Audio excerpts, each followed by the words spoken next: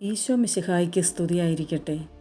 പരിശുദ്ധ കന്യക മറിയത്തോടൊപ്പം 365 ദിവസം നമുക്ക് ഒരുമിച്ച് യാത്ര ചെയ്യാം. ജനുവരി 16 വിജയമാതാവ്.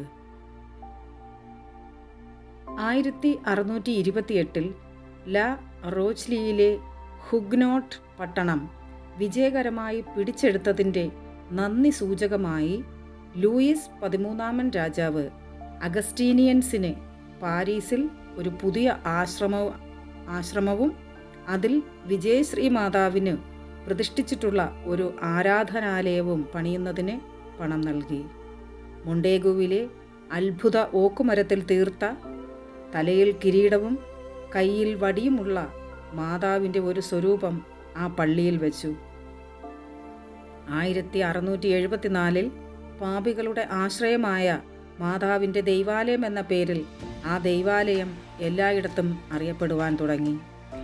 ജനുവരി 16 പാപികളുടെ സങ്കേതമായ അമ്മയുടെ പാലക തിരുനാൾ ആഘോഷിക്കുന്നു. 1853 പോപ്പ് പയസ് 9 ഈ രൂപത്തെ കിരീടമണിയിച്ചു.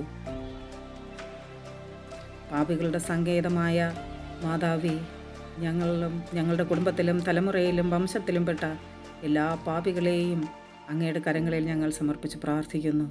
ഞങ്ങളും പാപികളാണല്ലോ അമ്മേ. അമ്മയുടെ അനുഗ്രഹവും പ്രാർത്ഥനയും എപ്പോഴും ഞങ്ങളോടുകൂടെയും ഉണ്ടായിരിക്കണമേ. ആമേൻ. Ave Maria.